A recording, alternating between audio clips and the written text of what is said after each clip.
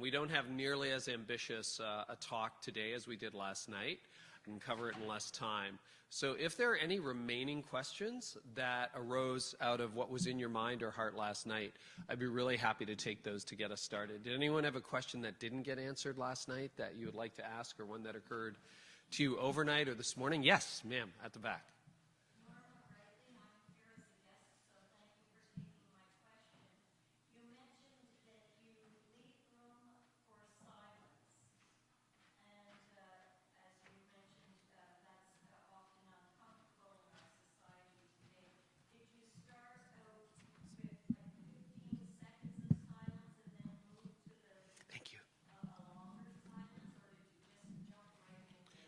Oh, it's a great question.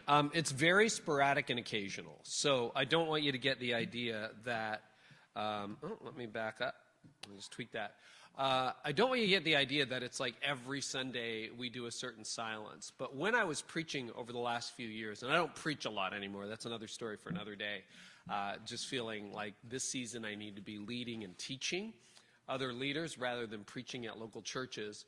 But if I was talking about something that really required contemplation, or talking about the discipline of silence, or talking about a really emotional subject that needed some time for reflection, just to make that space, to tell the band, hey, we're going to hold off, or just play the keys for a minute, or just be completely silent. So I would say the short answer to that is be creative in how you use it. It's not like, after the prayer, there has to be 15 seconds of silence every day. And 60 seconds these days feels like 60 minutes. So that's the other thing to remember, is you might want to do a few baby steps along the way. But I think it's a neglected discipline. And as we concluded last night, I think people today, particularly young people, are looking for an alternative to the culture, not an echo of it. They're looking for something that is different.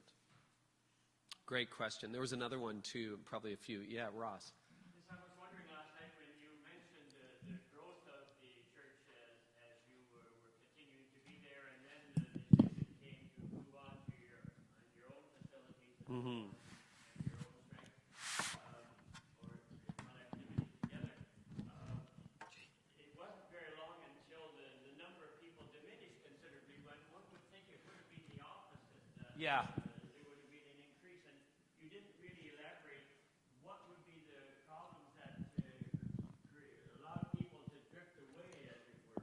So there were a few, I think, for sure, that were problematic. Number one, and this is entirely the denomination's prerogative, but when I decided to leave, some of you were at that presbytery meeting, the final one in October 2007, and there were a number of surprises for me. One was, I thought we'd take a congregation and just sort of reconstitute non-denominational, and at that presbytery meeting, the denomination said, actually, that's not your church, it's ours. We're going to keep it open, and we're going to get another pastor. So that gave people a third option. And you see, because we were the largest space in Oro Medonte, there was nowhere else to go after we had built the building that we had been in for 4 years or so. So we looked at going north and south to Barrie and Orillia, and the only space we could find were cinemas that could house the number of people we were anticipating. So we started Connexus in Barrie and Connexus in Orillia. You learn things every day. I thought people were going to make a decision on which campus they attended based on geography. And if you know our area, south of the 7th line in Oro, makes sense to go to Barrie, it's closer. North of the 7th line, it makes sense to go to Orillia, it's closer. That is not how people behaved at all. It became, and that was my lesson. Okay, people don't behave geographically, they behave relationally. The question became, well, where are you going? Where are you going? Where are you going? And with the option of staying at Trinity, a lot of people really got confused. So there was a chunk of people, I don't know a lot about what happened at Trinity after I left, but I think there were at one point 100 or 200 people who stayed behind at Trinity, maybe more. We didn't track it real close. And then, so there was that group. Then there were people who were trying to figure out where their friends went. And the joke was that I was going to be at the Barrie campus because it was the biggest city. and it was going to be me and 2 camera people because everybody seemed to be going to Orillia. Because that is where the original core went of the 3 churches, smaller town, that kind of thing. So we got off to a great start. We had that big launch with 900 people, and it was amazing. But then I think a couple of things happened. Number 1, the third option of staying at Trinity. Number 2, just the sheer confusion of moving. We just moved again. We were in the theaters for 17 years in Orillia, and we finally got a permanent location. And we opened it last month, and it's beautiful. But I was there on the last Sundays at our Orillia location, and people were saying, I'm really going to miss the theaters. I'm really going to miss setting up and tearing down. And I'm kind of like, really? All right. But people do. They get attached to what they know, right? And that's totally understandable. You know, when I have a friend who just moved out of the family home, sold the house that they raised their kids in, and the kids are sad. You know, the kids are in their 30s now, but the kids are sad that the home that they grew up in is gone. So that happens, even if the home is a theater. So people missed the almost paid for building that we left behind on the 7th line in Oro.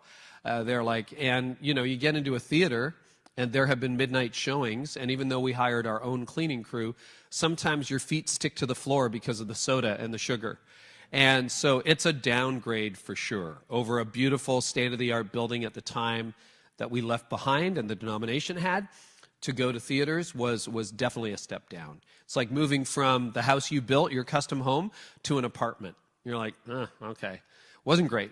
So people didn't like that. And then we got really serious about reaching unchurched people. Now, I had been serious about reaching unchurched people, but when all of the beauty of the building is gone and the novelty is gone and you're in the theaters and you're setting up and you're tearing down and it's February and it's a blizzard and you're having church anyway, that disappeared.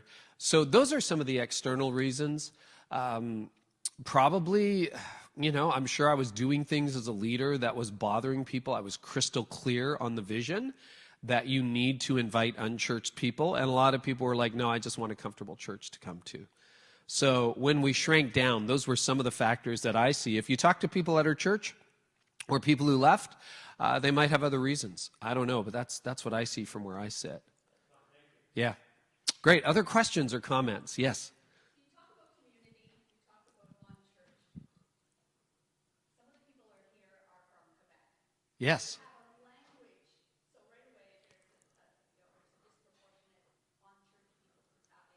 Mm-hmm. You have the disenfranchised or whatever former Catholics or Catholics in Yeah. who have a whole different feeling about what church represents. You know, when you talk about joining a collar, I was thinking that you have Mm-hmm. a big cultural problem in Quebec.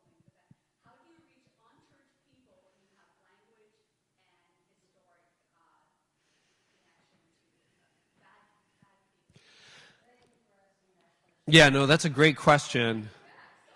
And the first thing I'll say is I haven't done ministry in Quebec. So please take what I'm going to say, understanding that that isn't my context and I don't have a lot of personal experience in that field. Yeah, so the question was, you talk about reaching unchurched people and people who don't go to church, but what do you do when you're in Quebec? There's a number of people here who are in Quebec. There's a Catholic legacy in Quebec. There's a language barrier in Quebec. And there's a jadedness against the church. So my understanding of Quebec history, and I know a little bit, but not a lot, is that a lot of the de-churching happened in the 1960s. Is that fair to say? Is that the right decade? So if you think about that, I was born in the middle of the 1960s. I'm almost 60. So I don't have a working memory of the de-churchification. So it's generally people over the age of 60 who would remember that, 65, 70 who would remember that. So now you've gone through a couple of generations, and I know that there's a lot of hostility toward the church among Quebecers. But it's funny, I don't know where the video was from that we saw with, what group was that? City of Light, okay. It reminded me a little bit of what's happening in the UK churches. So I've been there a number of times speaking in England over the last few years, and I was there again in May. And if you want to see a great model for renewal, a lot of the English churches, and they're Anglican, led by the people who do Alpha, Nicky Gumbel, are in buildings like this, English style. And they've got a screen in the middle, and they've got a band. But they haven't torn out the stained glass windows. They haven't got rid of the pews. I was at HTB. I spoke at Holy Trinity Brompton, and it was packed out. And I guess they did get rid of the pews. They have chairs now because they have space issues. But it's all next-gen people. And what's happened is the anger against the church in the 1950s and 1960s, kids were born in the 70s, and young people today were born in the 90s and the 2000s, if you can believe it, the early 2000s. They're adults now. And they don't have the memory or the bitterness that their parents or grandparents did. And there's an argument now that really we're moving beyond post-Christian to pre-Christian. There are people who are just like, yeah, I don't even know who Jesus is. Like, I know as much about Jesus as I know about Buddha. I don't know anything about Buddha other than I'm supposed to transcend myself or something like that. Like, there isn't the baggage that there was. Now, I don't know whether that's true in Quebec, but I would sit down and have a conversation with young adults in Quebec. As to the language barrier, yeah, that's a cultural thing, and that is really difficult to do. The best strategy I know, I have a friend in Montreal who planted a church, Dom Rousseau. He speaks French fairly well, but you might be, if you're an Anglophone, you might be, okay, we're focused on Anglophiles who are unchurched, because there is a divide in the language between Quebecers and non-Quebecers. The best strategy would be to find an indigenous person, like a native French speaker, to be a leader or a preacher or a worship leader. One of the things we're very concerned about at Connexus is diversification. So when I went to Oro, literally 99% of people in Oro look like me, white people. All right? And that's been the history of the Presbyterian Church. It's a bunch of white people. We didn't have a lot of diversity, but Toronto has moved north, particularly since COVID. And so we started to make sure that it wasn't all white people, and it wasn't all white people in their 40s and 50s who were on the stage, but there were some younger people, younger worship leaders. And now I go to Connexus, and I believe church should be as diverse as its community. And now, because we've led from the stage with people of different backgrounds and different cultures, we have a multicultural church. We have a multi-ethnic church starting, which is really exciting to me because I think our church should look like our city. Aurelia's a little more Caucasian, and it looks a little more Caucasian. So those are a few thoughts. I'll give you one more analogy before I move to the next question. I teach in the U.S. a lot, and I'm often in Texas. I'm in Texas 4 or 5 times a year. I was just there last month. And I talk to the baby boomer pastors who lead large churches, and they're like, this is the Bible Belt, son. This is like, everybody here believes in Jesus, God, guns, glory, that kind of thing. And then I'm like, have you talked to your youth pastor lately? And then the youth pastor pipes up and says, it feels like New York in the youth group. It feels like California in the youth group. There's a generational divide now that's happening across the Bible Belt, where if you look at LGBTQ, you look at sexuality, you look at values, it's generational. And so I wonder if there's something to look at in the younger generation that would suggest an openness. And if you look at the latest Barna data, Gen Z and younger millennials are very spiritually open. They're like, there has to be more. So just a follow-up, because Yeah. you don't know much about Quebec. No, I don't. We're fighting the government as well, because we have Bill 21, which says non-secular, like you can't, if you're in a public office, you can't wear anything religious symbols. We have Bill 96, which is going even further in terms of what it's cutting us back. So it's not just fighting the on-church, it's fighting the government who is saying, we don't want the church. So if you were able to reach out and have the French community, you still have a government that daily tells you that church is irrelevant. So I was in Quebec City this summer, and my wife and I spent half a week there just for a short part of our summer vacation. What blew me away, last time I was in Quebec City was in 2007. We did a ski vacation at Mount St. Anne. I know a little bit of French, but not a lot. Nobody spoke English in Quebec City. 18 years later, everybody speaks English in Quebec City. The internet, exactly. You go to Europe, I'm in Holland, my family's Dutch. You go to this little tiny community where you think no tourist has been in 100 years, and the person at the convenience store speaks perfect English. I'm like, How did you get that? He's like, oh, watch TV and the internet. Yeah, what do you want? How often do you speak English a year? Oh, once a year, right now. I'm like, you sound like you're from Toronto. I couldn't believe it. I think the government is fighting because they know they're losing the battle. Is there more English in the parochial in Quebec now than there was 20 years ago? Like just people on the street talking English, more or less? Absolutely more. So the government's clamping down because they know they're losing the fight. I look at it this way. Ignore the government, go reach people who speak English. That's what I would do, and just have a conversation with them. And if you dress like me, I'm not saying you should dress like me, I'm not a style guy, but if you dress in normal clothes, what's the problem? Let's talk about Jesus. And if they start banning that, well, we have a Charter of Rights and Freedoms that guarantees freedom of religious expression. And I'm sure somebody with money and lawyers is going to fight that bill on the basis of the Charter of Rights and Freedoms, and maybe or maybe not they'll, implement or, invoke the notwithstanding clause. Exactly. There you go. Because that sure sounds unconstitutional to me as an Osgood grad. I can tell you that. All right. Any other questions or comments from last night? Yes, Robert. Dumb question. Well, But as I was shaking and looking in the mirror and reflecting on a couple of the conversations that I'm having in ministry right now, I guess I'm going to ask a part A or part B. It's a question about membership, and I guess I'm asking, what does membership mean in your church? Like in those formal structures, right? Yeah. We've got definitions, supposedly, but we don't follow very well. And to sharpen the pencil just a little, kind of, but I know it's not because you're a very different context. What is your? I want to start with what is your theology of baptism, but then I'm really interested about what does membership mean? Because I think we're all struggling with that with our virtual birth. I was struggling with membership 25 years ago. And the reason I started struggling with membership is, the changes I talked about last night were not no-brainers. They were controversial. And what started to happen, not at the beginning, but as the churches started to grow and gather steam and we got into, it was a little bit when it came to selling the original historic buildings of Guthrie St. Andrews, but really accelerated around the time of leaving the denomination. So it led me to make some big changes when we started Connexus. But when you have a rapidly growing church, people don't understand the concept of membership. They go there and they're like, I'm here every Sunday or 3 out of 4 Sundays. I must be a member, right? I'm in a Bible study. I'm part of a small group.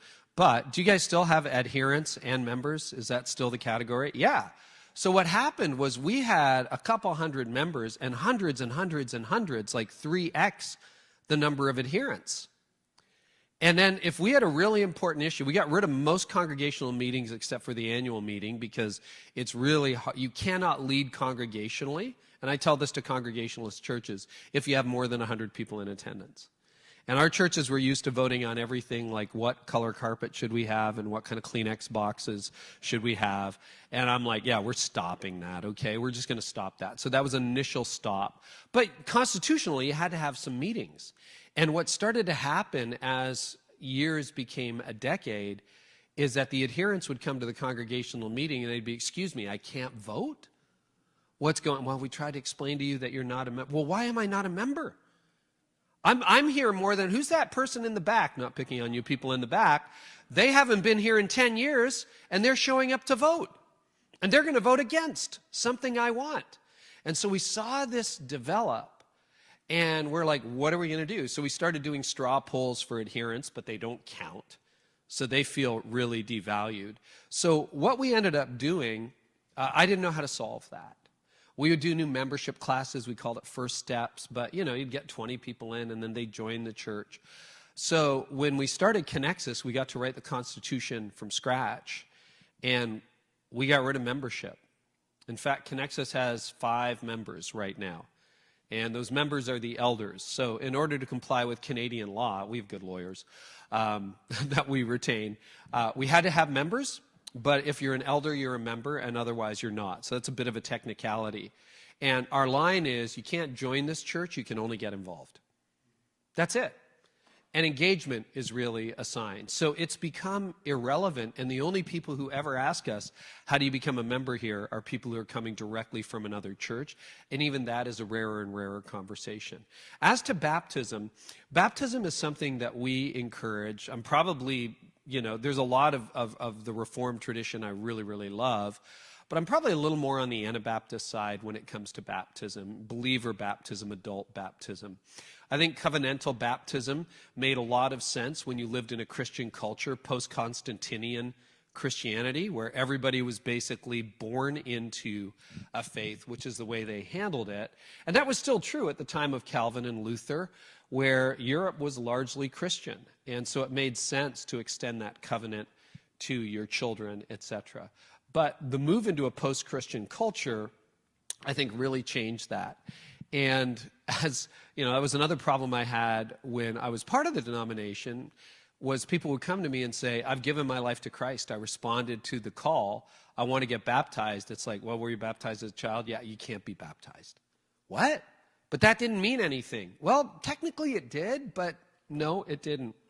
So we moved to believer baptism.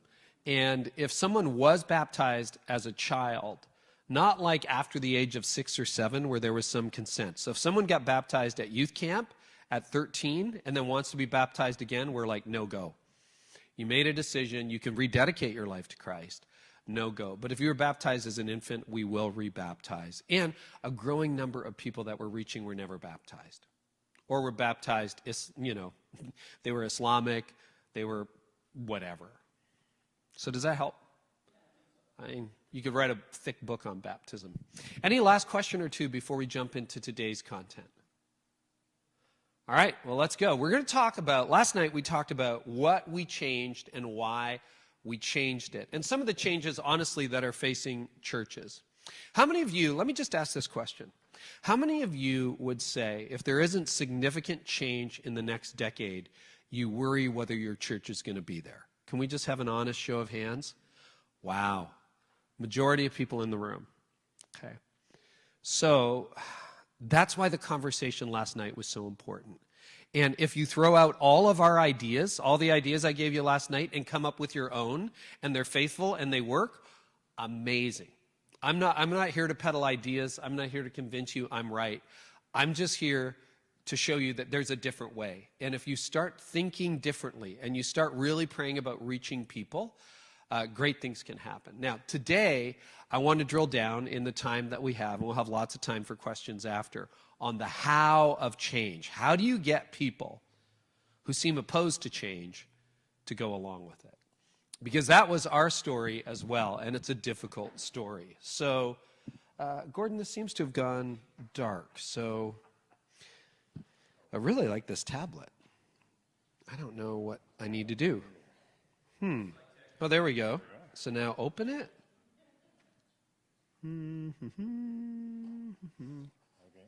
Did I break it? Yeah. I have an amazing tech team.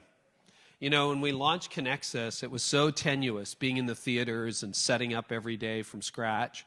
I used to bring my laptop to church, and I thought, if it all breaks, they can use my laptop to run it. Now, I didn't have the software that we used to run the church on my laptop, but there was that deep, deep fear that it wasn't going to work.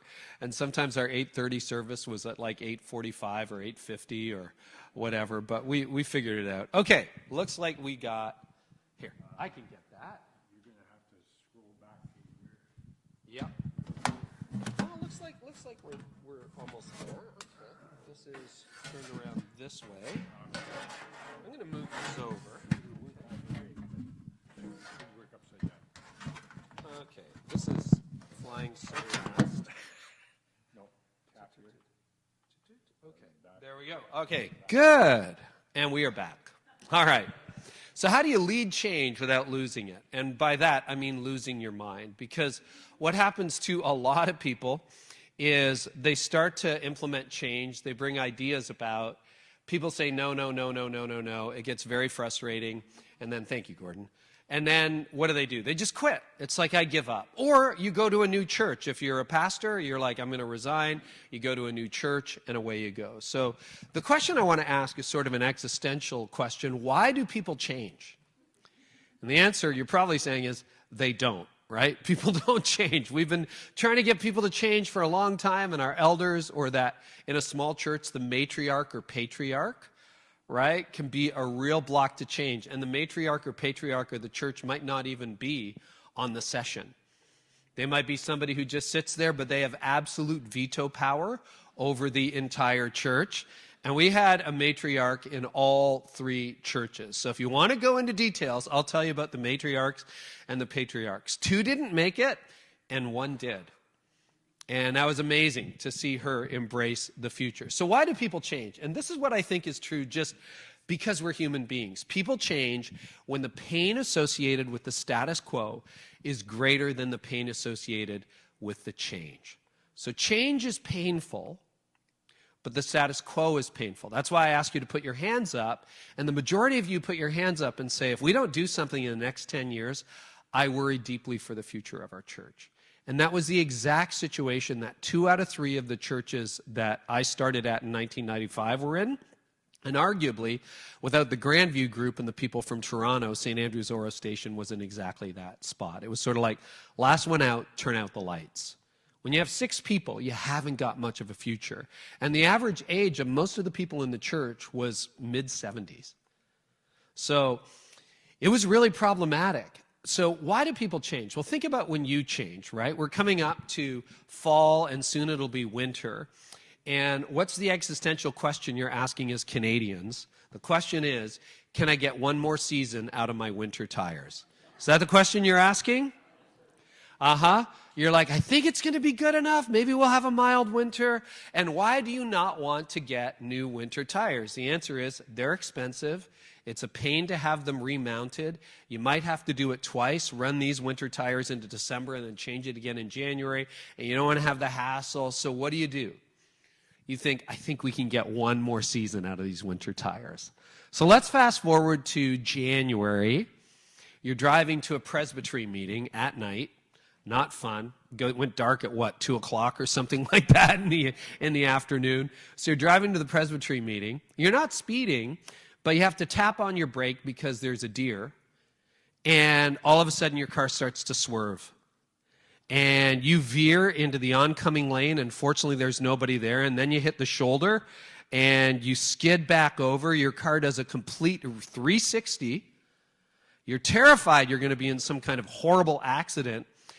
And 20 seconds later, your car grinds to a halt. You're at the side of the road, and you look around, and you didn't hit anything, and nobody hit you. Next question, what are you doing tomorrow? You know what you're doing tomorrow, right? You're going to get those new winter tires.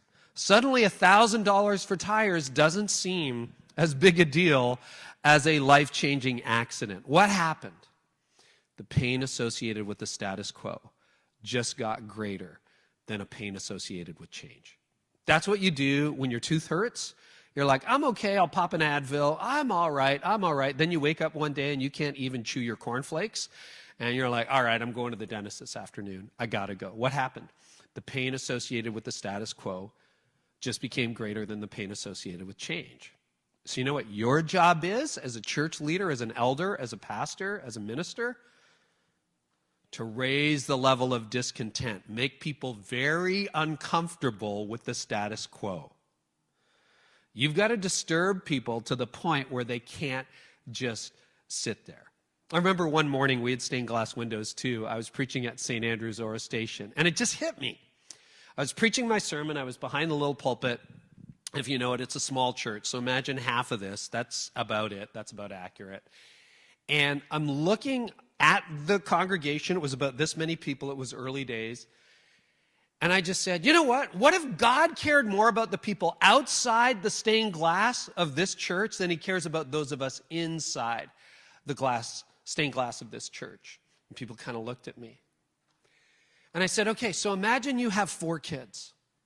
and you're sitting down for dinner, and one of your kids isn't home. And you're like, well, it's 5 o'clock. We told the kids they had to be home at 5 o'clock, but the kids aren't home. What do? Well, you look around, you check the basement, you check upstairs, you can't find your kids. Do you sit down at dinner and go, you know what? We got 75% of our children here. That's pretty good, right? 75%, like that's a majority of our kids are here. You don't do that. You drop what you're doing, you let the rice burn on the stove, and you get out in your car, you call 911, you get the neighbors, and you start looking for that lost kid. Isn't that what we're doing? So what are you doing this week about reaching people like your kids, your grandkids? What are you doing? I know you're praying for them, but don't you want to create a church that they want to come to? Wouldn't you love to create a church where your children come, where your grandchildren come, where your neighbors, where that young couple that moved in down the street says, I'm kind of trying to figure life out. Do you know anything about that? And you're like, yeah, why don't you come to our church? You see, that's what I mean by raising the level of pain with the status quo. I designed a campaign once that nobody ran because they thought it was a bad idea, but I love the idea. And I call it, you can't just sit there. Because what do we do on Sunday morning? We just sit there, and we stand when we have to sing, and we sit when we have to pray, and then we stand when we have to greet people, and we sit. You can't just sit there. And in too many of our churches, people are just sitting there. And we're at a session meeting, and we're just sitting there. And we're at a, finance and maintenance committee meeting, and we're just sitting there. And we're just managing the budget. That's all we're doing. Well, as you pointed out, we got a whole province that needs Jesus. Whether they speak English or French, let's start with the English. We can figure out the French down the road. And if somebody speaks French in the native tongue, you're probably going to do a lot better than those of us who are attempting to speak French. So why don't we do something? You see, you got to raise the level of discontent with the status quo. So when we moved into our new facility in Aurelia at Connexus last month, you know what the campaign was called? We're out of space. We're out of space in Barrie. We had a third service in Barrie. We have to expand our broadcast location, and we're casting vision for this new place in Aurelia that we're going to open up. And we simply called it For Them. Now, we're not doing this for us. We're not getting a new building. We're doing this for them. And we're casting vision saying, this is about reaching Aurelia. And now that we're in the new building, lots of people are showing up. We sunk $50,000 into a YouTube campaign called Hello Aurelia, reintroducing our church to the people of Aurelia. And where do we target the ads? Where do we target YouTube, social media? At all kinds of people who don't go to church. And you got to raise the level of discontent. So in Simcoe County, there's now 400,000 people. And from the best we can tell, 390,000 of them don't have a church home. That was the message of opening up our new facility last month. So people change when the pain associated with the status quo is greater than the pain associated with change. And yeah, it's awesome to be out of the theaters after 18 years. That's great. But don't just sit there. Don't just get comfortable. Yeah, the chairs are padded. Yeah, it feels like business class. Great. All right. But what about your friends? What about your neighbors? What about the people that God could use you, your life, to make a real difference with? So you think about the organizations that didn't change. Anyone remember this one, Blockbuster? Yeah. What was the debate over Blockbuster? What led to its demise? Yeah, they didn't believe that streaming was going to be a thing. And it's really interesting. In 2013, I think it was 2013 or 2011, Blockbuster tweeted this out. Tweet why you're leaving Netflix. The top 3 most creative tweets using Goodbye Netflix will win a 1-year subscription to Blockbuster. How did that work out there, Mr. Blockbuster? Not particularly well. And I remember we moved because we had no internet. We live in the country, right? That's where the 3 churches were. I still live. A number of you asked, where do you live now? 5 minutes from where I started 29 years ago. We haven't moved. But when we moved from the 11th line down by the lake, we had internet, Rogers high-speed internet, back in 2009. And we used to go to Blockbuster all the time on a regular basis, to the one in Aurelia. And when I sat down, I'm like, oh, we have real internet now, because I had some kind of satellite thing that sort of worked on good days, that kind of thing. And then we moved in, and we had really great, fast, high-speed internet. And I remember getting Apple TV and Netflix for the first time and just sitting there and like with a remote, just getting any movie I wanted to in the whole world. And I'm like, yeah, I'm never going to Netflix again. I'm never going to Blockbuster again. I'm just not, because I'm lazy. I don't want to get in my car and drive 15 minutes and then be kind, please rewind, remember that? And then have to drive back there. Who's going to drop the movie off? Yeah, we have late fees. There's no late fees on Netflix, right? So Blockbuster lost that one because they didn't change. You can think about some other brands that we've seen disappear. I used to live near the Kodak factory in Toronto at Jane and Weston Road when I was in law school. And do you know that Kodak actually invented digital photography in the 1970s? They did, and they made a bet. You can go into the archives and look at this. The bet they made was people are always going to want to print their photos. So let's leave digital photography to other people, and we'll focus on film and print. And they lost. You know who killed Kodak at the end of the day? It was Instagram. Because Instagram and the iPhone created a whole new way to think and share photos. I just uploaded my new iPhone a couple of days ago. This is ridiculous. Like, Kodak would have a really good point. How many photos do I have? Oh, great. I have 97,263 photos on my phone. I take too many pictures. Are they organized? No, not really. What am I doing with them? I don't really know. Is it better than having photo albums? No. But that's just the way society has gone. And one day, when I'm bored, I'll have to sort through 97,000 photos. But Kodak lost that bet. Sears was the Amazon of the 1980s. If you wanted anything, you went to Sears. Back to school shopping was Sears. And Sears was late to the online game. They didn't take it seriously. People will always want a department store. Another cultural trend we see happening is that the middle is disappearing. What did you get? Not high-end goods at Sears, not low-end goods. It wasn't dollar store. It was in the middle. And the middle has disappeared from our culture politically and otherwise.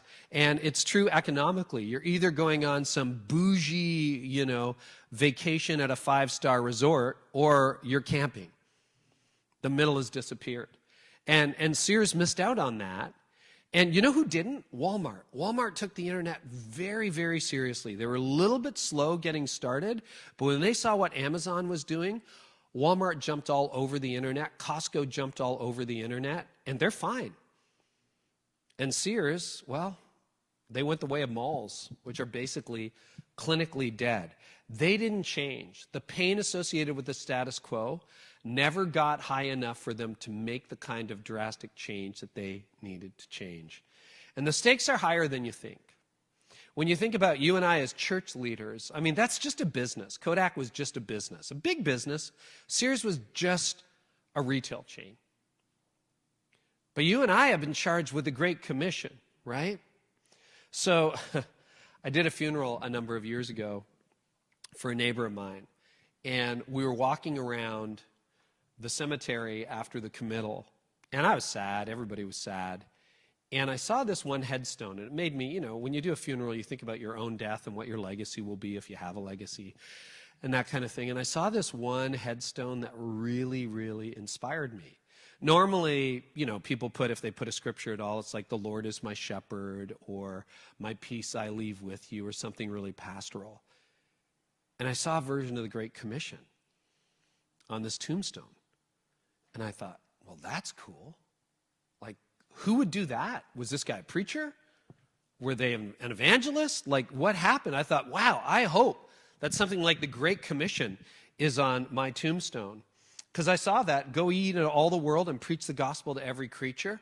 I'm like, that is like high ambition. Who is that tombstone for? And I went to the other side, and I realized it was for a church. This is 30 seconds from my original house in Oro. Stood at this site until 1987, built in 1880, replacing the original church, which was 1852. Last service was held in 1985. Weekly services stopped in 1970. A church with the Great Commission as an epitaph. Yeah, sobering. Now, I apologize. If you look really carefully at that headstone, that's me in spandex on my bike, and it's not a good image, but it's one of the 97,000 images on my phone. But you think about that. I don't think anybody here wants that to be the story of their church. And when I shared, not this, because I hadn't discovered that yet, but when I got there in 1995 and started talking to the people, with the people at Guthrie Central and St. Andrews, I just said, you don't want this to happen on your watch, do you? No, they didn't. Who does? So it's like, well, what we're currently doing is not working. Agreed? Yes, agreed. I said, when was the last time the church grew? They couldn't remember. They couldn't remember. I said, like in the 30s, maybe? Maybe. And then I asked someone, this is 1995, I asked someone at Central, I said, hey, when was the last time like a stranger walked into the church? And Hilda, she was great, Hilda said, I think 1987 someone visited our church. Like, wow. Okay, we got to turn this around. We got to figure this out. So what we did was we did all the changes we talked about last night. And not everybody agreed. There were lots of people who said, do we really need to sell these buildings? Our parents and grandparents helped build them. My grandfather built this church, We didn't have any cemeteries at the time, which helped, but you can always navigate around that. And as the opposition increased, I got kind of nervous, because people come along to you and they're like, if you're gonna do this, I'm gonna leave. And I'm just not upset about this. Everybody's upset about this. You notice that when you get an email? First of all, the most interesting emails are always in all caps. And they have no spaces between the paragraphs. And you're like, I don't even know how to read this thing. And you get this long email, and it's like, if you continue down this course, I'm leaving. I'm going to take people with me. Everybody's mad. Nobody likes your leadership. And you're like, really? And so I had to figure out in real time, and these are just 5 rules that I developed for myself that I want to share with you today that really helped. And I realized early on, do the math. Now, math was never my strong suit. I just had to fill out an expense form for the first time in years. Math is not my strong suit, but enter the calculator. So what I discovered as I did some research into this and thought and prayed about it is really you can look at the culture through a number of different groups. So if you break this down, there's early adopters, early majority, quiet majority, and opponents. Those are 4 groups. The innovators are actually another sociological group, but for the purposes of church, I just left the innovators off, okay? And let's think about it this way. In your church, you've got someone from each of these 4 groups, early adopters. And since I've been picking on my phone this morning, let's talk about this. This is an iPhone 16 Pro Max. Does anyone else have an iPhone 16 Pro Max here? Not yet. Okay. It did come out last month, and I was ordering it the day it was released. That's true. That's me. That's my fault. All right. So that would be the behavior of an early adopter. Back in the day, remember when people used to line up around the Apple store? They don't do that anymore because everything's online. But yeah, those are early adopters. Early adopters are like, I want to be first. I want to have the latest technology. This is a really cool tablet. Like, I'm going to ask you more about it when we're done, Gordon. That's really cool. And one day I'll learn how to work it. But those are early adopters. So how many of you would say, as a general rule, you would be an early adopter? Anybody? Okay. 1, 2. Awesome. Yeah, or generally in life, like, think about high-speed internet. Think about, okay, I'm going to upgrade my car to the latest technology. Think about new things. You're refreshing your wardrobe. You redecorated your house. You're on trend. That's right. I'm talking to pastors. That's true. Well, can you think of anything? It tends to be people who embrace the future quickly. So an example would be we were looking at multi-site 20 years ago, before multi-site really took off in Canada. Okay, so early adopters, they're a particular group in society. They're probably honestly underrepresented in church. and they're probably underrepresented in mainline churches. Probably are. But then you have the early majority. The early majority, I bet you we do have some early majority people here. Early majority, those are the people who are not going to line up. I'm going to pick on phones because it's an easy example. Not going to line up for a phone. They're not going to get up early at 5 a.m. and place the order on the day it's released. But probably sometimes in the next few months or over the next year, you might get a new iPhone 16. Anyone there in that group? Couple? All right, couple more. We added a few more. Then there's, let's see if we find a home here, the quiet majority. You know what the quiet majority does? They wait for the $0 phone. Any people like, okay, we got hands going up. We have a revival breaking out. All right, this is great. So, yeah, you wait for the $0 phone, or how many of you have adult children? A lot of you? Yeah, wait for your son to get bored with his phone or your daughter to get bored with their phone, and it's like, here, Mom.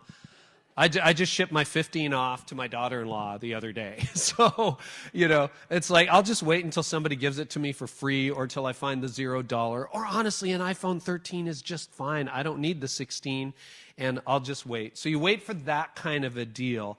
That's the early majority. How many of you can relate early majority? That's me. Quiet. Sorry, quiet. Quiet majority. Yep. Okay, hang on to that. Because this is about your church. It's not, I know it doesn't sound like it's about your church, but this is about your church. Then there are opponents. And these are the people we live in fear of. These are the people who don't believe in technology, who don't have the internet, who still use the Pony Express to deliver their mail, and who don't like anything about, they don't like my shirt, they don't like what I'm wearing. They're just opposed to everything. Now, I'm not going to ask if you're an opponent. There'll be a time of confession after, if you would like to come forward. But how many of you have opponents at your church? Yeah, most of us. I did, for sure. So the question is, how does this group play out in your congregation? This is just sociological data. This is how humans behave. It's an emanation of your personality, right? I'm just always, future, if you look at my strength finders, future is at the top. I'm always thinking about what's next. That's been true since I was a kid. It's just the way I'm wired. Opponents are kind of wired that way. So the thing about doing your math is you got to figure out, okay, well, what percentage of my congregation falls in each of these groups? I want to show you the math, generally speaking. And this is churchified math, all right? Early adopters are about 10%. Early majority, 30%, quiet majority, 50%, and opponents are about 10%. Now, when I teach this to leaders, sometimes they're like, but you don't know my church. It must be 50% opponents, 0 early adopters, 0 early majority. It's just opponents and quiet majority. But I want you to think about it. If you have, let's pick a number, 50 people in your church. How many all caps emails opposed to everything people do you actually have? And I want you to start taking names. Don't do it out loud in case they're sitting next to you. All right? But start thinking about it. Like, who do you have? Well, there's the Hutchinsons, and then there are the Grays, and then there are McCartys, and most people stop after 3. Anyone got more than 10? They don't come. You've run them off. That's great. Good for you. That's success. You said they don't come to church anymore. I'm like, good for you. That's awesome. And there's a million other churches for people who are opposed to things. I sent some people to those other churches. It's like, you're going to be miserable. There's a guy named Hugh. And he's like, I just hate all these changes. You're going to sell the buildings. You're going to do this. You're going to do that. And I went to visit him. He was a neighbor. I went to visit him at his home. And I just said, you know what, man? I get it. If I was you, I would be upset too.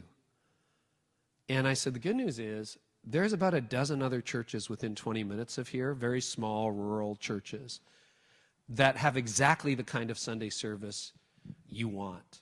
Why don't you go there? You'd be happier. So we went to a neighboring Presbyterian church that didn't change. It's still open. And he was really happy, and he died a few years later, and they did his funeral, and he was really happy. And we got to be able to go on with our future. Because what I discovered is that this principle worked in our church. The early adopters are 10%. The early majority is about 30%. The quiet majority is 50%. Now, what's cool about the quiet majority, which is the vast majority of you in this room, is you're not actually opposed to change. You're just not going to be the first. The $0 phone is fine. You know what, yeah, I wasn't in favor of this 10 years ago, but I'm open to it now. You can work with those people. And they might be a little bit opposed at the beginning, or they might have a lot of questions. Well, what about? But when things start to work and you start to reach people, then the early majority is like, yeah, I'm great with that. And I'd rather have how many of you would rather have a church that is being renewed with young families and filling up than what you have now? Let's just be honest. See? That's the early majority. You guys are down for that. You're good with that. You're good with change. And the majority of the people in your church are the same. They are. You just never hear from them. And this is the problem. The problem is that a lot of us confuse loud with large, right? So the loud people are the opponents. They're the ones who come. And I remember I had congregational meetings like this, to that congregational meeting question, and they're like, so a lot of us have been talking, and it's that kind of conversation, and it's so depressing and difficult. And they're the ones, you just preached your heart out, and they meet you in the foyer after, and they're like, well, here's one thing that was unbiblical about that sermon, and this is blah, blah, blah. And they're the ones who are emailing you, probably these days, texting you at night, I got to meet with you right now. About what? I can't say. And then you don't sleep for a day until you actually have that meeting. But what happens is, because those are the people you hear from, and because they claim to speak for everybody, it's easy to confuse loud with large. That's why you have to do the math, going, okay, name them. I'm seriously interested in the answer to this question. Who had, when you were doing that list of, like, we're taking names, what's the highest number of families or people that are perpetually opposed that you could think of? Anyone have 5? Okay, 5? 4. 1, 4, 5. 1, 2.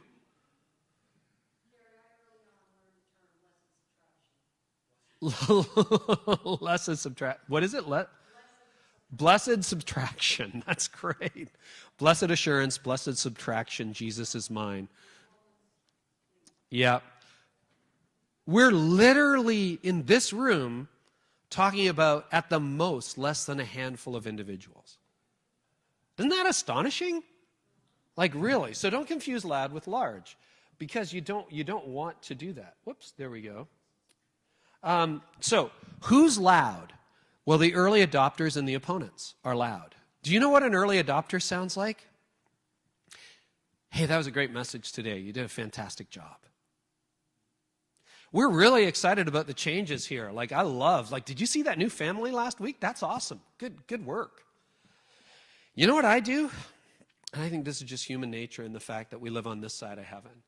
I discount what the early adopters say. When someone says, good job, I think, yeah, you probably didn't mean that. Someone probably paid you to say that, right? Like, you're just being nice. But when an opponent says something like, you're the worst leader we've ever had, it goes directly to my heart. I can't sleep. I obsess with it. So if they're equal weighting, why am I only listening to the opponents? Why do I not actually believe the encouragement? And then the early majority and quiet majority, they're not going to say a lot. They're going to wait to see what happens. And afterwards, they'll say, I was in favor of it all along, right? But they're not going to tell you that. They're not going to tell you that right off the bat. So the other thing you have to think about is, what does it sound like when an opponent leaves? We're leaving and we're taking our tithe with us. You clearly don't understand what a biblical tithe is, right? like 10%? Really? I don't think so. But anyway, they're leaving, they're mad, and they go. You know what it sounds like when an early adopter leaves?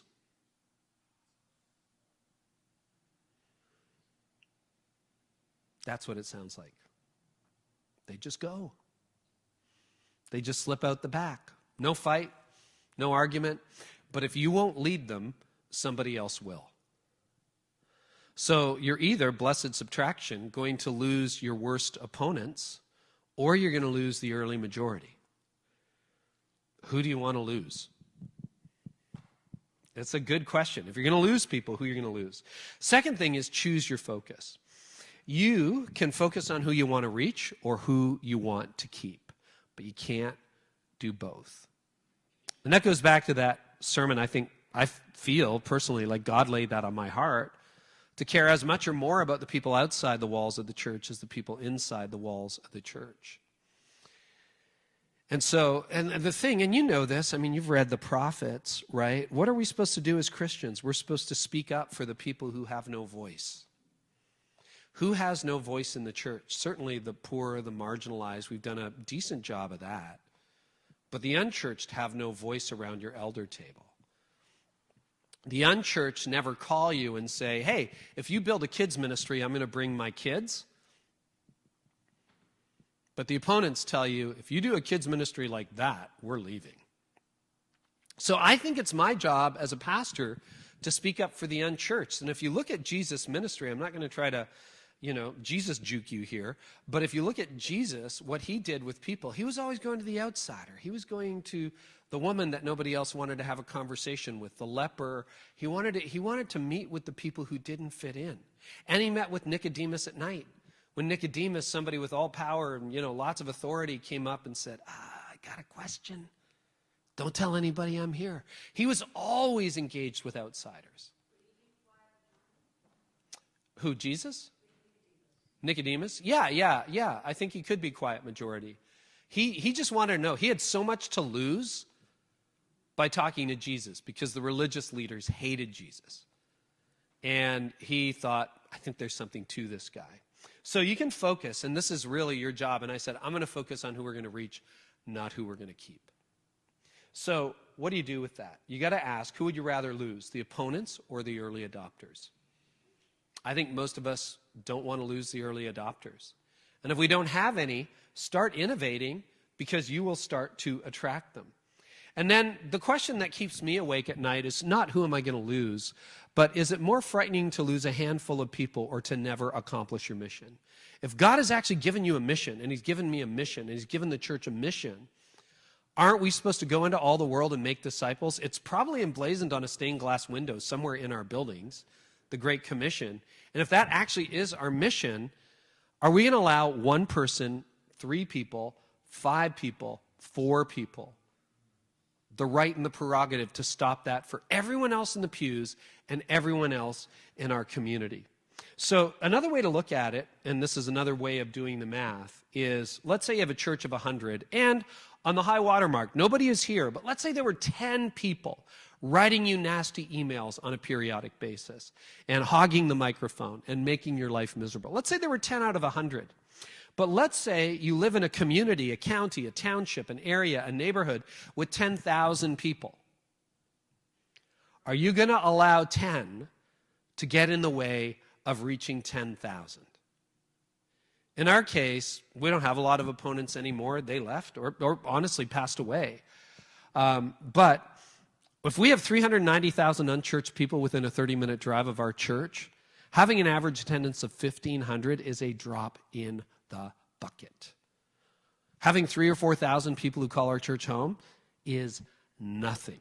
It's something, but we have to continually keep our eye on the people we haven't reached. We have to love the people we have and disciple them and baptize them and do all those things. But then we got to say, and what about your friends? And the cool thing is new people invite new people, right? You might be, I've invited everybody I know, and I don't know that many people. But new people invite new people, and that's great. So if you want to do the math that way, you could end up in a place where 10 people are trying to control the fate of 10,000. They're going to be the opposition to reaching 10,000 people. So that's like 0.1% or 0.01% of the population has effectively vetoed the future of your community. Do you want to let that happen on your watch? I did not want that to happen on my watch. Then you got to find a filter, because you have numerous people. You as a leader have no problem getting lots of advice from the people in your church, right? It's challenging because everyone's got an opinion, and these days with the internet, everybody has an opinion. And sometimes it can feel like this. You got happy people and people saying, well, I think the best way to do it, or I like some of the songs. I like that second song, but I didn't like the first song, so you need to do more of the first song, not like the second song. And I don't like drums, and so do it without drums, or maybe a grand piano, but not a keyboard. You got people with opinions on everything, right down to the color of the carpet, right? Blue or red. Boom, you got two denominations right there. Right? Because people get really opinionated on all that stuff. So without a filter, and I found myself getting overwhelmed by all the voices that were giving me feedback, without a filter, everything sounds compelling. And if you're really open, and I hope to be open, I want to become more open as I get older, that's a good point. Oh, that's a good point. That's a good point. And soon, you feel paralyzed. You're like, I don't know what to do anymore. So I had to develop in the early days with the elders a filter, and this is what we did. I asked this question, two questions. Is there a biblical argument in what the critics are saying? Because if there is, I have to pay attention. Now, he can. Yeah, I actually, Catherine, not to disagree with you, I found the answer was usually no. Like in the carpet thing, is that a biblical argument, really? I don't think so. Not as I read. What about song 1 versus song 2? What about drums versus not drums? Is that a biblical argument? I mean, there are drums in the Psalms. But that's not what people, you know what people are debating? They're debating their preferences, not biblical principles. They're debating their opinions, not what the Word of God says. But if there is a biblical argument, if someone's like, you know what, we're really veering into false teaching here, and they're right, I need to take it very seriously. But that almost never happened. It was never a biblical argument. Very, very rarely. And then, this is the haunting question. I've struggled with this question over the years, but then you ask yourself, are these the kind of people we can build the future of the church on? And almost instinctively, you kind of know. It's like if our best elders and our top givers and our top volunteers are going, we are heading into the ditch, take some notes. But often the critics in church world, if you look at the rest of their life, you know, wisdom is proved right by her many children, Jesus said. Are there, we heard a great sermon on wisdom this morning. Are these wise people? Have they lived their lives according to godly principles? When you look at their lives, do you see the fruit of the kingdom of God at work in their lives? And often with the opponents, with the cranky people, with the people writing those all caps email, the answer tends to be no. So if your best leaders, I was counseling a leader in Chicago, and I asked him this question, and he goes, actually, these are my best leaders saying that I'm making a mistake. I'm like, dude, you need to pay attention. And you need to get maybe an outside party, a consultant to come in and sit down with your best people and sit down with you and figure out what's going on. Because if I'm not talking about matriarchs and patriarchs. I'm talking about people that you know, we have a strong future if they're at the core of our church. If they're saying it's a problem, pay attention. And obviously you're praying about this and everything. The fourth factor is people versus problems. Now, often, if you've been in leadership for a few minutes, you think, no, you don't understand. The people are the problem. If I didn't have any people in my church, I wouldn't have any problems. This is what we say to ourselves, right?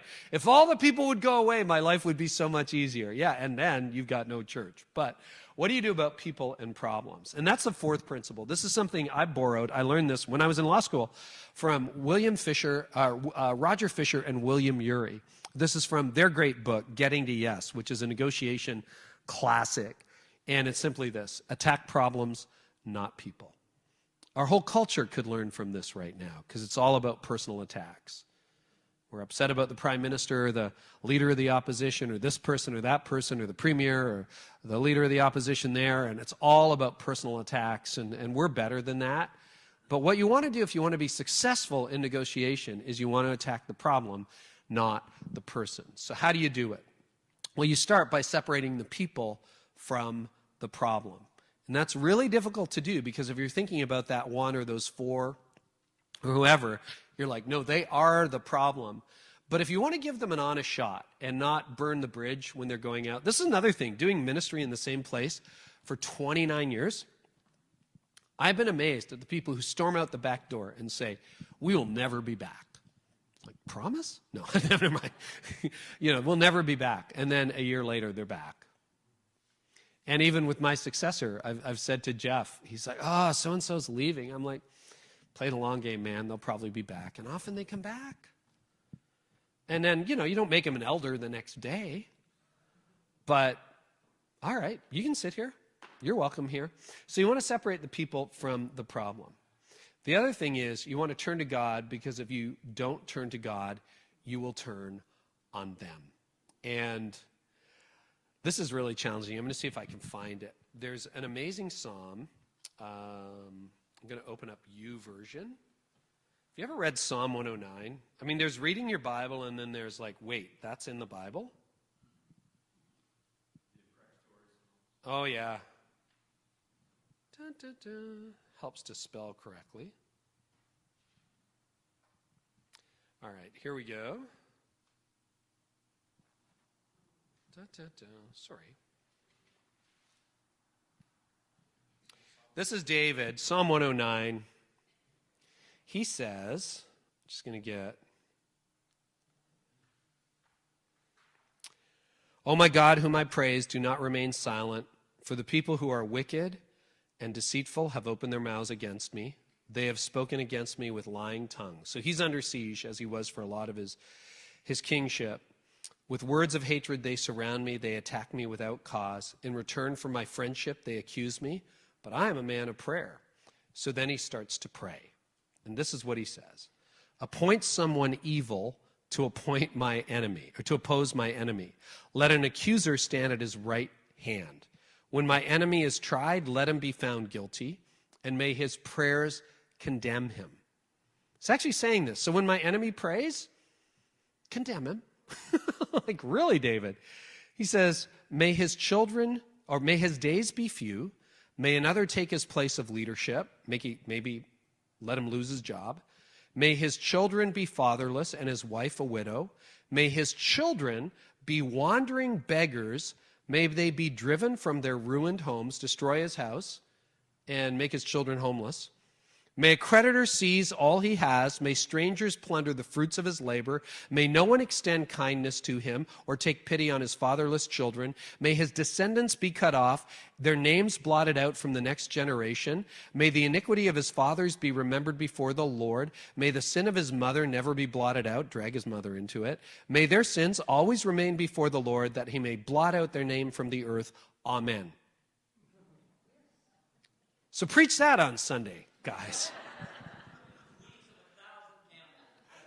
Isn't that crazy? But you know what David was doing? It's so healthy. He had to turn to God. And he said all the things that we tend to say to each other if we don't turn to God. This would be like, oh, get out of my church and I hope you never come back and blah, blah, blah, blah, blah. I feel that stuff too. But if you turn to God, you won't turn on them. And that's so important. We've had some conflict over the years, and we were talking both on and off mic last night about me leaving the denomination, and there were incredible things said at the time. And some of them I probably deserved, to be honest with you. But I just thought, you know what? I was telling one of you, there was a chat room that apparently was dormant until I decided to leave the denomination, and then it got very active. And there were lots of people saying all kinds of things, and I thought, well, I'm going to jump in and just try to explain myself. Big mistake, big mistake. So I kind of pulled back and I thought, all right, all I can do for the next few months, don't say anything you're going to regret for years to come. Be kind to people. Be nice to people. Take the high road. It's not easy, but just take the high road. And if you can do that, and I'm not saying I did it perfectly, that means you can come back 18 years later and have a conversation, right? It means that that when you meet a Presbyterian on the road, you can be thankful for what happened. But I had my moments too, and I would vent privately with the people closest to me and then try to lead different publicly. And I think that's, I didn't get it perfect all the time. But if you turn to God, you will not turn on them. A couple of other things you can do. Empathize with the people who oppose you. And I learned this from Andy Stanley. Andy taught me this because he had a lot of people upset with him at different times too. And you can say something like, you know what, Harold? I'd be upset with these changes too if I was you. You're right. We've changed everything. This probably doesn't feel like the church that you've known for all these years, does it? And Harold says, no. And all you're doing there is letting him know that you understand.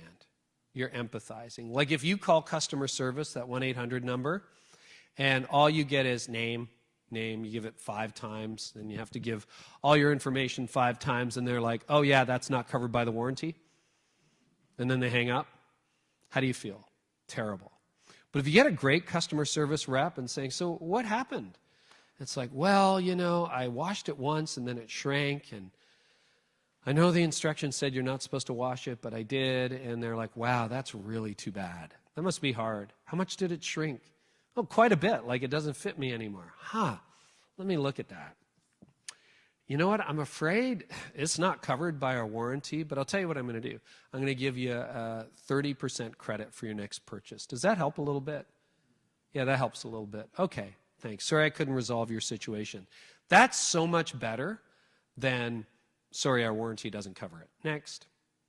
You want that empathy. You want that empathy. So empathize with the people who oppose you. You don't have to agree. You just have to empathize. Secondly, this is so important, especially in the internet age. Wait a day, wait a day, wait a day. If you're mad when you write a hot letter, oh my goodness, that'll be the best thing you'll always regret. Is when you're angry and you're like, I'll tell them a thing or two, and you fire off that email. No, wait a day. It's amazing what happens after a good night's sleep. And even if you're in a congregational meeting, yeah, you can't wait a day there. But you know what you do? When people are yelling at me from the back of the church, I just kind of sat there. Thank you. All right, anyone else? It's better than what was brewing inside me. Way better than what was brewing inside me. But if I let that out, I will regret that forever. And I did once. There was a guy, we had moved into the elementary school, and, we were moving to 2 services, and we introduced the devil drums because we finally had the technology to do it. So we had drums, and he's in his 80s. He was legitimately upset. And maybe we had 3 services at that time. I can't remember, but I was tired. And it was the final service, and this guy came up to me, and he just tore a strip off me. And I tore a strip off him. And I said, it's people like you who make it really difficult to reach people, and blah, blah, blah, blah, blah. I forget what I said, but it was awful. And as soon as he walked out, I was horrified.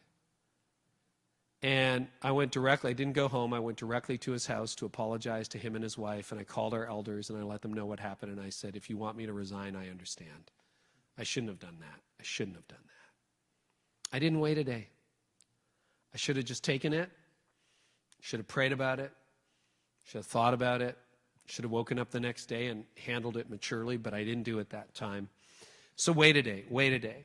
And that usually solves it. You're at least going to have a more responsible thing. The other thing you can do, it's not on here, but I want to say it, is reply relationally. So when someone emails you, call them. Call them. Hey, it's Cary. I got your email. First thing that happens is they're like, oh, yeah, I wrote that when I was really mad the other day. Yeah, no, I read it. Do you want to have coffee and talk about it?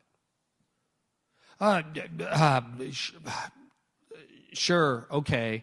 And then they're embarrassed, and then you have coffee with them, and you have a conversation with them, and it almost always goes better.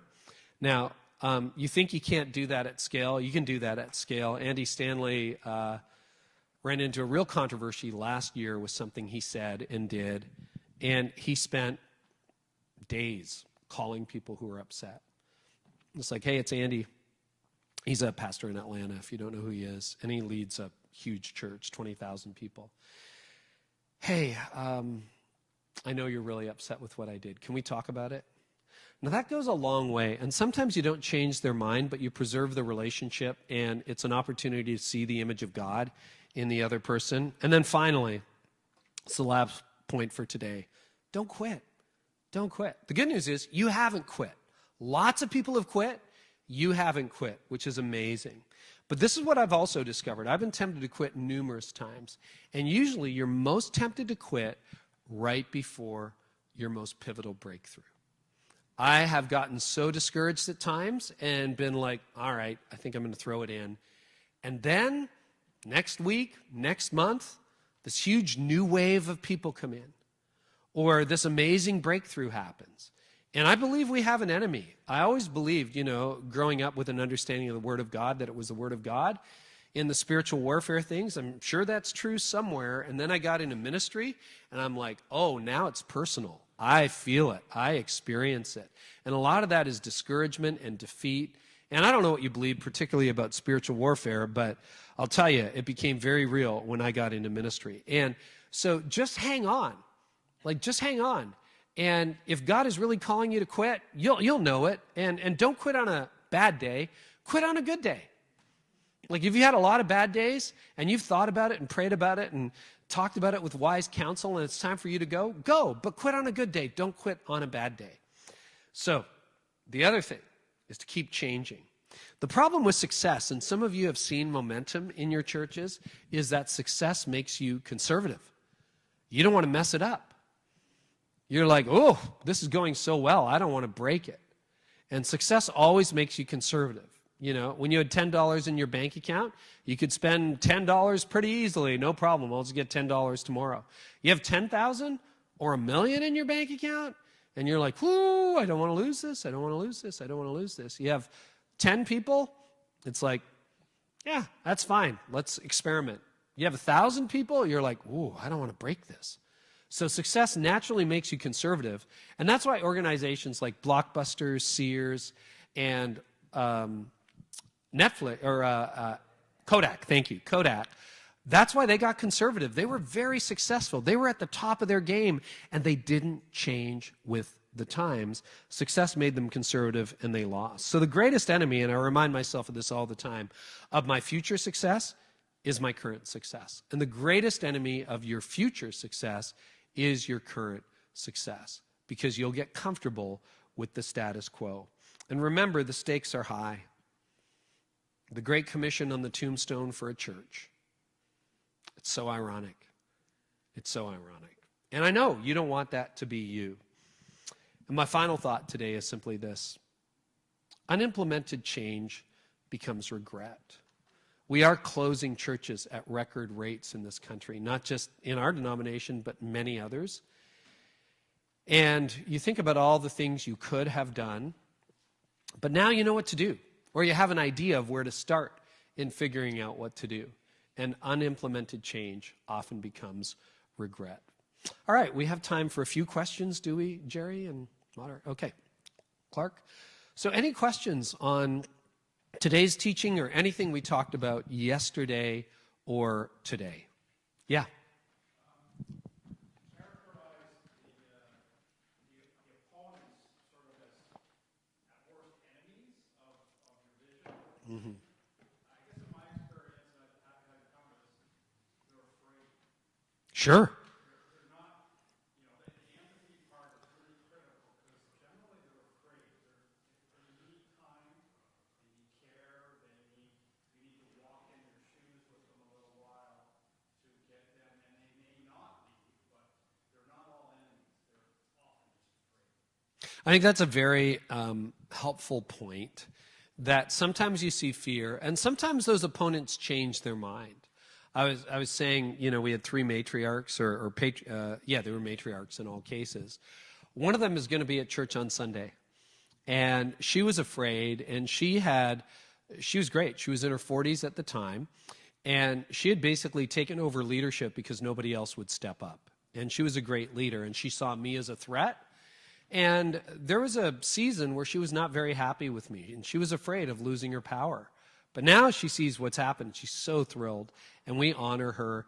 So not every opponent is that way, but once in a while you get a truly toxic person who's not open, and it's okay to let them go. But you're right, you will turn opponents, and I think I can tell by the way you framed your point, you have a good heart. And if you just humanize them and you spend time with them and you empathize, like when Hugh left and he went to that other traditional Presbyterian church, he wasn't mad at me and I wasn't mad at him. It's just I wasn't going to be able to help him in the future with what he wanted to get from a church. And if I saw him in the supermarket, it would have been fine. It's like, hey, man, what's new with you? So, really good point. Other questions or comments? Yes? I wonder if you can tell us something about a time when you've done the right thing over and over again and you've done good things, but still your expectations are not met. Like you are not where you want to be. I'm never where I want to be, to be honest with you. I can be very ambitious and aggressive. Planting campuses would be a time where I thought we would have 5 or 6 campuses. I also realized I'm a much better starter than I am maintainer. And we just didn't have the momentum or the funds or the structure to launch those 3rd, 4th, and 5th campuses under my leadership. So I look back on that, and that's an unrealized dream. We came very close to launching in Muskoka, and the numbers just weren't there the way we thought they would be, and so we pulled back. And then we launched something after I left in Midland that didn't survive COVID. So those are a couple of examples. I've had a lot of things greatly exceed my expectation. To see Connexus thriving 8 years, 9 years after I stepped out of the lead pastor role and be bigger and better than when I was leading it in 2015 is really, really cool. But yeah, I'll give you another example. Worship leader transitions. I tried for years to get our worship leaders to lead transitions in a particular way, never particularly succeeded. Those are a couple of examples where, yeah, definitely didn't work out. I did a Canadian church leaders podcast for a while when I moved into this new phase of my life. And after about 18 months, I kind of got bored with it. And I gave it to a younger leader, and he turned it into the Canadian Church Leaders Network, which is just being rebranded as the pastorate now, and I'm talking to him on Monday. But that's an example where something that I had a vision for never really materialized. And yeah, I would say that's another one. I get not a lot of Canadian speaking invitations. And I'm a Canadian, but I'm always jumping on a plane and going to the U.S. I go where I'm invited, and I've never really understood that. And so I'm a little bit disappointed by that, but what are you going to do? So thank you for inviting me. Yes.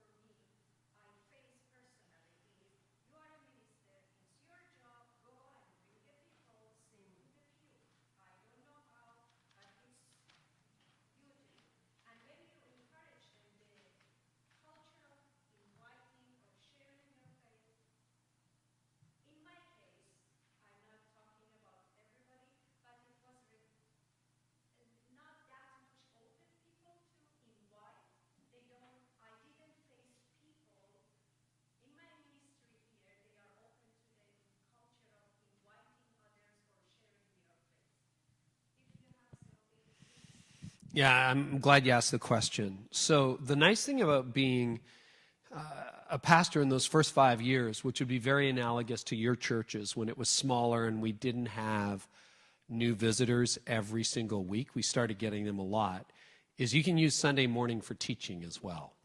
Not just preaching, but teaching. So a lot of my sermons in the early days were vision casting sermons. I remember talking about dry bones, Ezekiel 37. I remember preaching series on the early church. I remember preaching series about the priesthood of all believers and the fact that I don't have all the gifts, like we would preach it through Ephesians. And It's like, my gift range is very narrow, and all the gifts reside in you. So we got to activate this. And ironically, this is the hard part. Like, if you look at Orthodox Presbyterian theology, we have always been about the priesthood of all believers, but we have professionalized the clergy in the last 100 years so that nobody believes it anymore. And we almost have a Catholic version of the priest has special powers. And we don't. That's a characterization of Roman Catholics. I have a lot of Roman Catholic friends. So I don't want to minimize that. But yeah, I think it's a lot of vision casting. It's a lot of, and this is what I also believe. Preach it from the front, live it out, invite some of the friends, like if you've got kids who are in hockey. Nice thing, it's harder for me now. I'm an empty nester, been an empty nester for 7 years, and maybe longer. And, you know, when our kids were in sports, we were out interacting with people all the time. And the empty nest years are very different. Plus, we're on the road all the time. So we kind of hang with the same tribe on a regular basis. But if you're in that stage of life where you're inviting people, they will see that.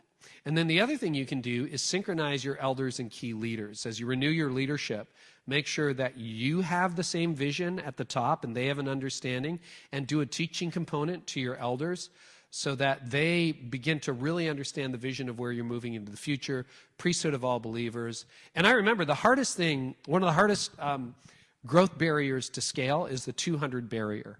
And I remember when, and the challenge there, Warren Bird and Carl George have done some incredible work. Their book got republished a few years ago. It's called How to Break Church Growth Barriers. It's not about growing your church. It's about what happens when your church grows. And 200 is the barrier that 85% of all churches, regardless of denomination or geography, never break through. And the problem is pastoral care. If there's this many people in your church, you can know them all by name. You know, and I know this is bigger than some of the churches represented here, but you can know everybody by name. In the early days, I knew everybody's dog's name, their cousin's name, their grandmother's name. I knew everybody. Because when you have 6 people, like, how busy are you? Not that busy, right? So I got to know everybody. I would visit. I would go visit sick people and shut-ins and hospital visits and all that. And then we got up to 80 or 100, and I'm like, okay, this is getting tough. And I read the original edition of that book, and I realized, at 200, this breaks. So at about 130, 150, I started casting vision on a Sunday morning, you know, on Sunday and off Sunday, going, hey guys, this is going to break soon. I cannot do all the pastoral care. And sure enough, by the time we got to 200, you don't catch everybody who was in the hospital. You don't catch everybody who was sick. You miss some people, or you were just too busy, or whatever. It just doesn't scale. And so I said, I remember one elders meeting where I'm like, we got to figure out pastoral care, guys. This is getting bad. And I said, so one model is the elders will do it, right? We'll give you all districts and you guys do pastoral care. And Cora Bryan just looked at me and she says, nope, not happening. I'm like, okay, well then what else can we do? And we lived in the tension for a little while. We tried groups. And our first iteration of groups was terrible. There's another thing that didn't work. And so we got to about 300-400 before we really started to figure it out. And I'm like, you guys are going to have to live in the tension. And the rumor became, if you were in the hospital and I visited, you're probably dying. And that's the way we're telling you, is Cary showed up, so I guess the end is near. But that's what we ended up doing. And you have to live in the tension sometimes. And so we didn't really, like right now, the church is amazing for pastoral care. We have Facebook groups and other channels where if someone's sick, there are meal trains going and nobody on the church handles that. It's all handled by people. But that took us years to figure out. But I just raised the flag going, and I would say that on Sunday morning. I'm not going to be, we have too many people here. I can't go visit you anymore. You guys know that, right? Right? And some people didn't like that. Well, good. There's lots of small churches where the pastor will come visit you. You can go there. So those are some thoughts in that area. But you're always educating. Now we can't really do that. The way we do it now is we'll get our video crew out and we'll film a story that illustrates the value. We'll sit down. If we're talking about giving, we'll preach on that, but we'll film a couple that has learned the journey of generosity. Or we'll tell a story about a family that was cared for by someone else in a small group. And that's a way of signaling to, and eventually you get to a size where people just assume, Oh yeah, I'll never meet the pastor, and that's cool with me. And that's hard, because sometimes I'd sit in my office lonely. People are like, you're way too busy. It's like, I'm not that busy. I could go visit you. But then if you break the ice, the whole thing starts to shatter. So it's awkward. Yes?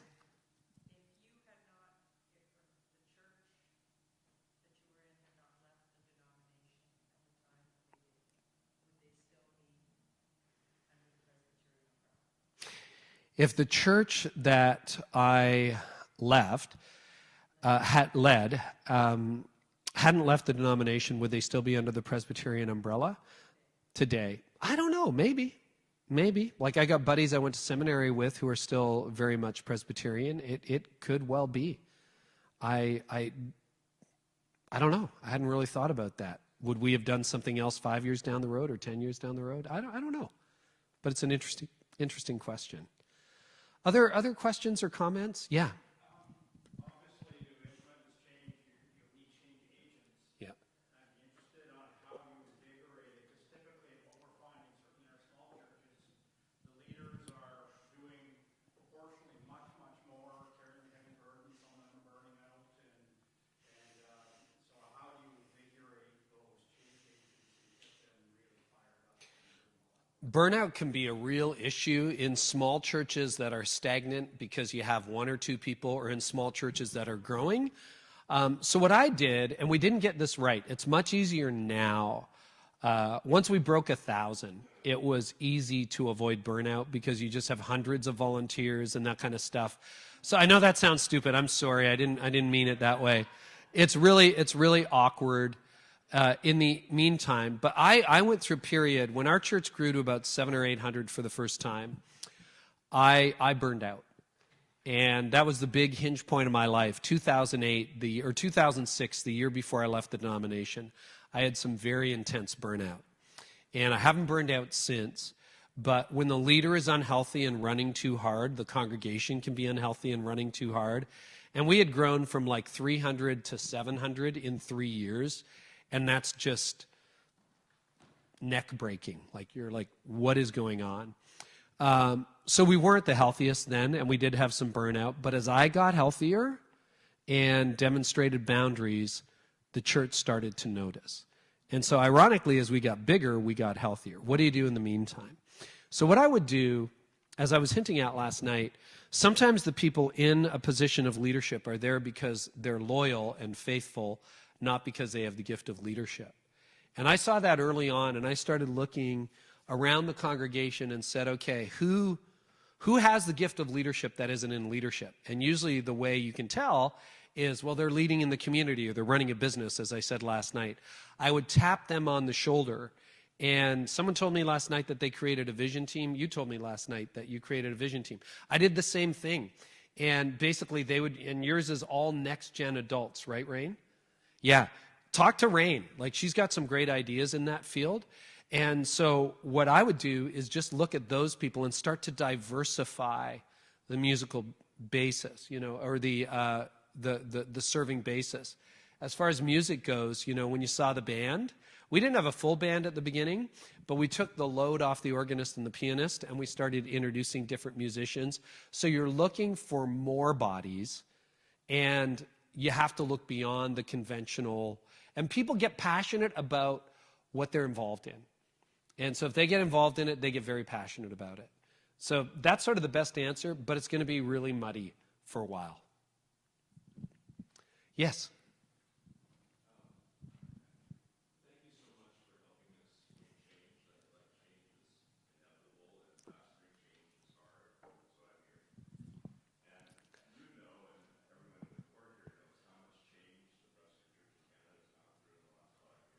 Yeah.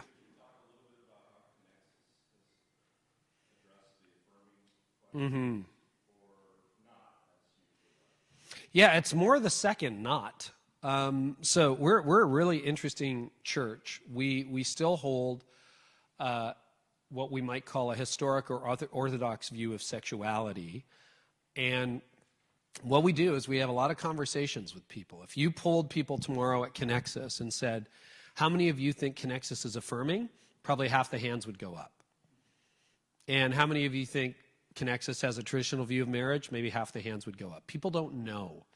And you'll be sitting next to LGBTQ plus people at Connexus, and they'll be in groups at times, and we live in the tension. We live in the tension. Sexuality is so marred and so broken in our culture, and I'm talking about all forms of sexuality here. Heterosexuality is broken and marred. Porn is an epidemic. Objectification of women is a real problem. The lack of commitment, the breakdown in family, those are all really big issues. So we don't teach on sexuality a lot because it's such a hot button issue. It's like if you open your mouth, I'm going to pick another hot button issue on abortion. People have got their minds so made up about that no matter what you say, it's difficult. When I'm explaining this to Americans in the South, I'll say, well, go ahead and preach on guns. And they're like, oh, I wouldn't touch that with a 10-foot pole. I'm like, yeah, exactly. That's not an issue in Canada. It's a big issue for them. But this is such a big cultural issue right now that we just call people to a level of discipleship. And it's amazing to see what the Holy Spirit does. We've seen this year after year. We have had people who are, and here's another thing about sexuality. And this is a real challenge, is what percentage of the straight people that you've married aren't sleeping together before they're married? Answer is almost none. All of them are sleeping together before they got married. So we have some hypocrisy there because we won't deal with gay people who are sleeping together, but we will deal with straight people who are sleeping together outside of marriage. You see what a hornet's nest it is? So we tend to look at the last time I preached on sexuality, my message was simply this: the best sex life is a surrendered sex life. So where are you? Are you straight? Not? Are you in a relationship? Not in a relationship? Have you surrendered your sexuality? And sexual sin isn't, this is another thing that we've said on a regular basis. Sexual sin isn't a worse sin than the other sin. Gossip has destroyed more churches than sexuality has. Gossip has. Gossip, like Paul doesn't prioritize. But I think we'd all agree that the wounding that happens out of sexual sin is deeper than almost any other kind of wounding. Talk to someone who was sexually abused and see whether that's easy to get over. It's not. And so there's something broken and marred about all of our sexuality in all of its expressions, and God wants to deal with that. That would really be our approach to sexuality. And so as an Orthodox church, that's what we're living in, and just hundreds of conversations. And the number of people, it's not a defining issue. People don't walk up and go, are you affirming church? We don't get asked that. Unchurched people aren't thinking about that. Gay or straight, they're like, can you lead me to Jesus? We're like, oh, we can help with that. And then their sexuality gets sifted and sorted in the same way that their finances get sifted and sorted, in the same way that their relationships get sifted and sorted. It's part of the discipleship program, and that often happens one-on-one. So we're in the messy middle.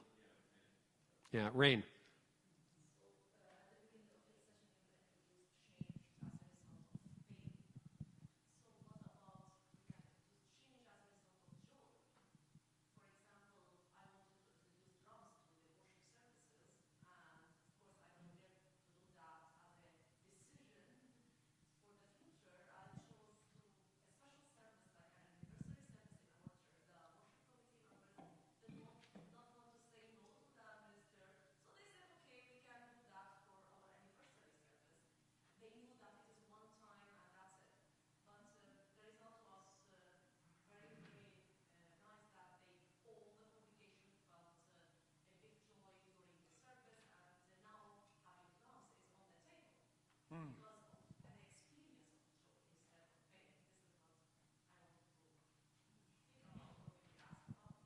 That's a fun framing. I've never heard it before, but change associated with joy, right? That could be really cool. And I think you know, underneath that is another thing. There's fear of things we don't know or understand. And if you are able to introduce drums on an anniversary and people are like, oh, that wasn't so bad, then it becomes more normalized as time goes on too. So I think that's a really cool framing. Yeah, Denise. Just made me think of a comment Never met him, but yeah, I've heard about him. He was the director of pastoral studies when I was at seminary at UC, and I learned so much from Dale. But talking about leading change, and he talked about some of those objectives. He talked about meeting people at the door who would say, I didn't like that song, or I didn't like that drama, or whatever. And his answer, I thought, was absolutely brilliant. He said, Mildred, that one wasn't for you. Oh, that's a great answer. I just thought that's so fantastic because it helps with the opponents. It helps them to realize that there are other people here. And, he said, Mildred, you've got 52 other Sundays of the year, but this one wasn't for you. And I thought it's a great way. And it sort of associates with the joy idea. It's like the things that bring us joy and the things that discomfit us, well, they aren't the same things that bring the next person joy or discomfort them. And we can work together. So if I can extrapolate that a little bit, that's a great answer. What will happen when that happens again and again is Mildred will end up saying, nothing in this church is for me anymore. And I'm like, correct. So what do we do about that? Well, I'm almost done my 50s now. I can tell you life changes a lot, and most of you in this room can identify with that. What happens? You go from a couple of decades of raising your kids and your life is very child-centered and everything, to now what? And in your 50s, you can feel passed over. You can feel ignored. I'm sure that gets worse in your 60s and 70s. But this is also what I'm discovering, that new life comes to you on its way to someone else. And that perhaps one of my greatest contributions over the next 20 or 30 years will not be what comes to me, but what I'm able to give back. So back to that idea of the next generation needing mentors. Yeah, open up your homes, bake them some cookies, sit in the backyard with them, listen to their stories. And as you start to invest your life in other people, like our church isn't for me. I don't like the music anymore either because I'm not picking it, okay? So it's not my favorite either. But that's not the point. When I see all these young adults and kids coming to our church and discovering Jesus for the first time, and I realize that through my giving and my serving, I play a little role in that, that's awesome. As I get to know these people and connect with people, like that's amazing. And the joy in this next season of my life is not going to come from what I accomplish or what I do or what I see or what I get. It's going to come from me giving back to others. And if you can cast that vision to Mildred and all the Mildreds in your church, I think great things can happen. And then when you're 75, you're not alone. You have a meaning, you have a purpose, you're building into others. And if that's 2 people or 3 people, awesome. It's more than most people have these days. All right, anything else, or are we winding down? Well, what I'd love to do is I'd love to pray for us and pray for you. And I wish you all the best. I have a couple more books, by the way. One more copy of Lasting Impact I found. And then if you want to grab them, I've got an Andy Stanley book that really helped me. It's just an extra copy about 7 practices of effective ministry.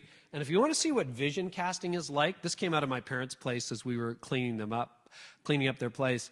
It's a devotional we had 12 years ago for the money that we raised to open our broadcast location at Connects Us. It's just a book of devotions, bit of vision in there, and we crowdsourced that. So if that's going to be helpful to anybody, you can grab those.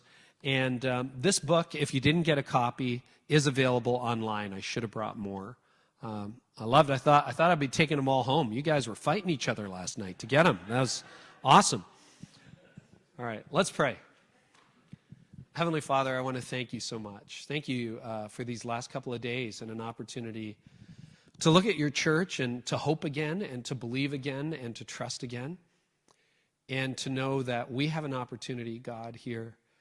Because, yeah, fewer and fewer people are attending church than any other point in our life. And that means the opportunity is great. So I pray that you would move. I pray, God, that you would dismiss any thoughts that are not from you, any insights that are not from you, that you would elevate those that are from you. And I pray, God, that you would move in our churches, in Quebec, in Eastern Ontario. And I ask that you would do a work that only you could do, so that when we're done, we can look back and say, you've moved in our day and in our midst. Our country needs it. Our nation needs it. Our communities need it. Our cities need it. Our townships need it. Will you move as only you can do? And we trust you and commit this to you. Father, Son, and Holy Spirit. In Jesus' name, amen. Thank you.